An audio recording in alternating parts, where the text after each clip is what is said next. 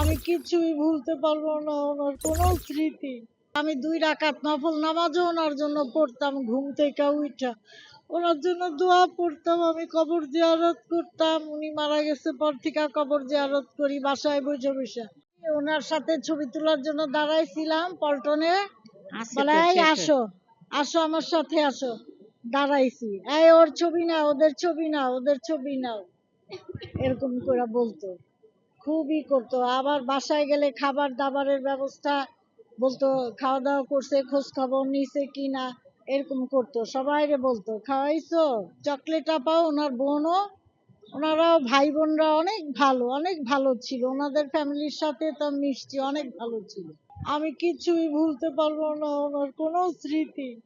হ্যাঁ, ওনার কোনো স্মৃতি ভুলতে পারবো না আমি। কারণ আমি ম্যাডামের বেলবনে আর ইসে সিগনেচার করছি। তারিক জিয়ার, আমি আর মর্জিনা আপা কমিশনার খিলগাঁয়ের দুইজনই বেলবনের সই করছি। সই করার পরেই অনেক মামলায় জর্জরিত হয়ে গেলাম আমি, 50টা মামলায়। অনেক খারাপ, শুধু আমারই না, আমার এলাকায় সমস্ত মহিলারা দোয়া পড়তেছে, কান্নাকাটি করতেছে, দোয়া পড়তেছে, বলছে ওনার মতো মানুষ হবো না। আর আমিও অসুস্থ হয়ে গেছি, এর জন্য আমাকেও বলে যদি আর বাইর হইতে পারবে না তুমি, ম্যাডামের জন্য এত ভোট চাইছো। ওনারা আমার দলের থেকে এত পছন্দ করতো, মহিলা দলকে, ম্যাডামকে খুব পছন্দ করতো। বলতো যে ঠিক আছে, এখন বিগত সামনে নির্বাচন হইলে যেন আমি দোয়া করি ম্যাডামের মতো সুস্থ বিচার হোক, হোক, নির্বাচন হোক, খুব ভালো মানুষ আসুক। আমি তো প্রত্যেক দিনই অ্যাপোলো হাসপাতালে, আমার আত্মীয় স্বজন আছে, ওনাদেরকে ফোন দিতাম, ডাক্তারদেরকে। বলে আজকে এরকম আছে, আজকে এরকম আছে। আমি 2 রাকাত নফল নামাজও ওনার জন্য পড়তাম ঘুম থেকে উঠা।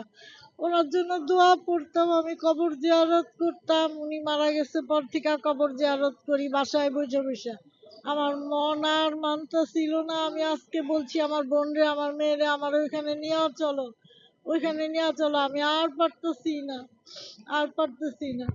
আমি ওনার জন্য, হ্যাঁ, এখনো দাঁড়াই নাই, ঢুকতেছি, আসছি। কিন্তু আমি ওনার জন্য এখানে বৈশাও কবর জিয়ারত করছি। ওইখানে ওই পাশে বৈশা ভিড় দেখা আর করতে পারি নাই। এনে বৈশা কবর জিয়ারত করছি। কবরটা এখন দেখবো। আমার সাথে আমার নাতিন আসছে, আমার মেয়ে আসছে, এরা দেখতে। এরা খুব অন্যরকম হয়ে গেছে।